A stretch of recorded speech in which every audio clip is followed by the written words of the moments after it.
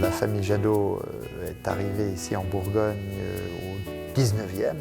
Il produisait du charbon et un des Jadot a eu la grande intelligence de se marier avec la fille d'un vigneron. Alors naturellement, quand son beau-père est mort, ils ont hérité d'une parcelle de vigne, le Beaune premier cru Clos-les-Ursule.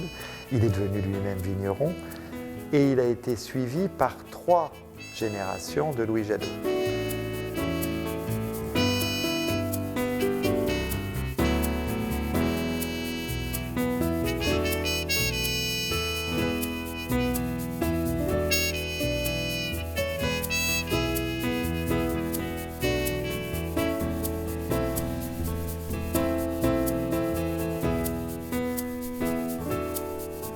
La transmission doit être quelque chose de simple et ne doit pas être calculé. Pour que ça fonctionne, il faut que celui à qui on est censé transmettre quelque chose conserve sa liberté, ait l'impression que dans sa vie, il pourrait avoir fait autre chose. Et mon père m'a donné cette liberté. J'ai passé une grande partie de mon enfance à Beaune, jusqu'à l'âge de 15 ans. Et à 30 ans, mon père m'a dit, en 92, je prendrai ma retraite. Voilà, c'est clair, comme ça, on sait où on va. Jusqu'en 92, c'est moi qui serai le patron, c'est moi qui déciderai. En 92, je prends ma retraite, tu seras le patron. Je te donnerai mes conseils, mes idées, mais c'est toi qui décideras.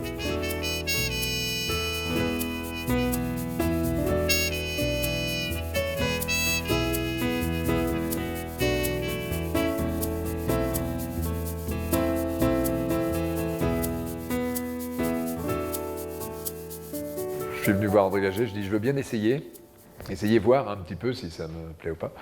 Puis finalement, vous voyez, j'y suis depuis, je suis rentré en juin 70 et voilà, on est en 2008, je suis toujours là.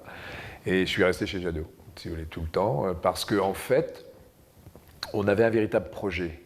Et c'était un projet très sympa parce que c'était travailler sur les vins de Bourgogne, donc évidemment faire grossir la maison, si vous voulez, mais pas la faire grossir n'importe comment.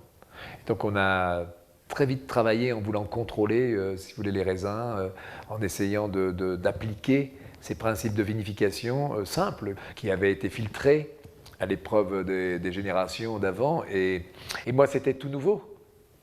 Pour moi, c'était une grande découverte. Et donc, je suis arrivé très jeune là-dessus, très blanc. Vous voyez, et avec des questions en me disant, tiens, la hiérarchie bourguignonne, on me dit que là, il y a des grands crus, il y a des premiers crus, il y a des villages, qui effectivement avaient sur le plan dégustation des choses différentes. Mais pourquoi? Comment ça fonctionnait? Ça, c'est la question qui, pour moi, m'est tombée dessus vraiment très forte. Et donc la notion de terroir, de voir ce qu'il en était.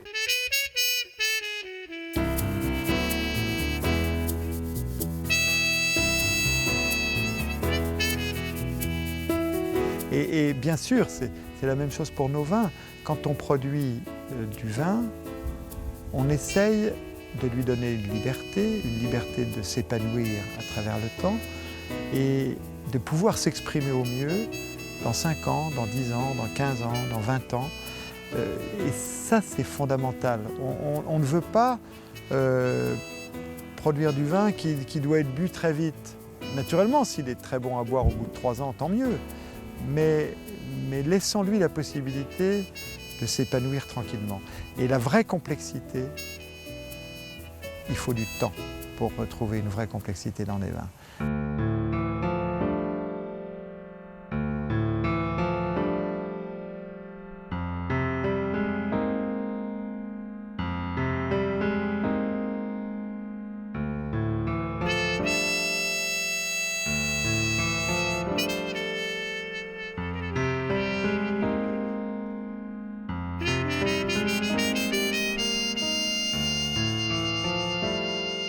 Les bouteilles qui m'ont ému, si vous voulez, ce sont des bouteilles ainsi, si vous voulez, qui sont étonnantes.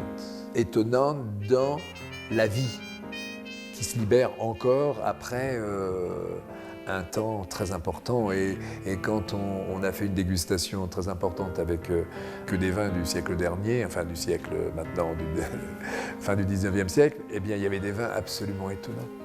Dès 1865 et les 78, c'était extraordinaire, c'était avec blanc et rouge. Vous voyez, en fait, donc si on le ramène à quelque chose qui se déguste aujourd'hui où les gens veulent que des vins jeunes, ça paraît complètement futile. Mais cette vie qui était là, si vous voulez, toujours là en attente, en permanence, alors que le vin s'était dépouillé pour les vins rouges, si vous voulez, mais c'était toujours là. Et c'est ça qui est absolument étonnant de cette lumière en permanence qu'on a. Oui, c'est pour ça qu'on parle de l'âme d'un vin, c'est parce que c'est cette vie qui est toujours là, si vous voulez, qui s'attache à rien et qui vit sur un peu de tanin résiduel, un peu de couleur résiduelle, et jusqu'à temps qu'il y ait quelque chose, et après, plouf, ça disparaît. Comme un homme meurt et soi-disant que l'âme s'en va.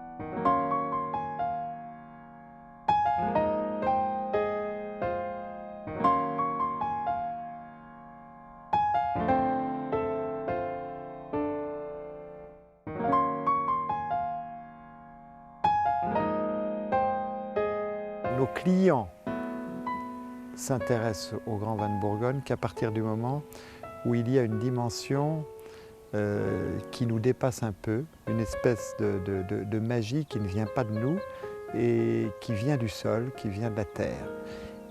Et ça ne peut fonctionner que si la terre est vivante.